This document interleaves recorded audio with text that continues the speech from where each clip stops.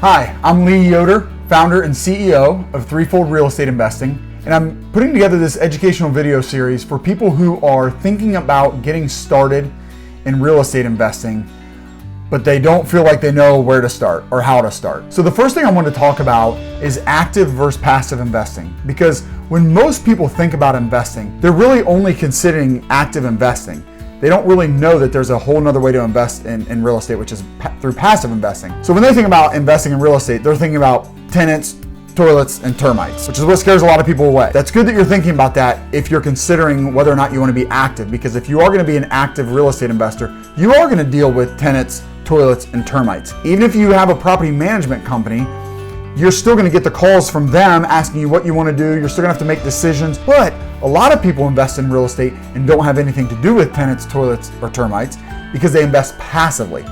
They invest their money into a real estate deal, but they let somebody else do the active part, somebody else make the decisions, manage the property, or manage the property management company. So I want to talk to you about the differences between active and passive, because I think you have to get this part right first before you really decide whether or not real estate investing is right for you. So a few things to consider. Number one, I think you need to consider your time. Do you have the time to invest into real estate as an active investor? Do you have the time to pick it up? At least you need to think of it as a side hustle. You're gonna have to go, find the properties first of all. You're gonna have to go get your lending. You're gonna have to put the team together, find the property management company. Even when you get it, you're gonna have to manage the manager, things like that. So you wanna have the time. Maybe you have enough time and you want this to become a full-time job. Okay, then go be active. But if you've already got a job that you like, if you don't want to leave your job, if you really don't have a lot of extra time, if you're really just looking to make extra money but not put extra time in, you're going to want to look at going the passive route. You're going to want to take some of your money that you've saved up, or money from a 401k rather, and put it in and let your money do the work for you. Let somebody else manage the property and not put that in. The second thing I think you want to consider is kind of along the same lines about like how involved do you want to be? How much control do you want to have? So when you invest passively, you are giving up some control. Somebody else is making the decisions for you. That can be really nice because you don't have to have the stress and take the energy and the time to make those decisions to do those things. So how much control, how much involvement do you want to have? Number three is the risk and the liability. So if you're an active investor, you are the one signing on the loan. You're the one taking on the risk of that. Versus as a passive investor, you're considered a limited partner. So you're not signing on the loan. The only thing at risk is your investment. None of your other assets are at risk. So that's something to consider. Number four is profits.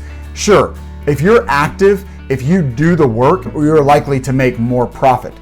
It's a whole risk reward thing. The more you risk, the more time you put in, you're gonna make more. But you gotta think, what's your time worth? How much risk do you wanna put out there? If you're passive, yes, your reward is lower, but you also have a lot less risk and you don't have to put in the time. The fifth thing you have to consider is whether or not you wanna build a team. So if you're gonna get into investing actively, you're gonna have to build a team. Again, even if you want to manage the property yourself, you're still gonna have to find maintenance guys, contractors to do your unit turns. You're gonna have to find who your lender is, who you're getting insurance from. If you don't want to build a team, again, if you don't have the time, the capacity to do that outside of your job and your family that you already have, then you're gonna want to be a passive investor. Let somebody else do that. And then the final thing to consider, number six, is taxes. There are great tax benefits for a passive investor and an active investor, but they're different. They're likely a little bit more as an active investor. So that's the sixth thing you want to consider. I'm going to dig into all of these topics in future videos. Just wanted to lay this out at the beginning. I want you to understand that you don't have to be an active investor. You don't have to deal with tenants, termites, and toilets. You can be a passive investor, invest your money, let your money work for you, and let somebody else do the active work that's involved in real estate investing. Going forward, the rest of our videos are really going to be focused toward the passive investing route. That's who I'm making these videos for. I'm speaking to you out there who have decided, I want to invest in real estate, but I've got a busy job. I don't have time, the energy, the capacity to invest actively, so I'm going to be a passive investor. These coming videos are for you.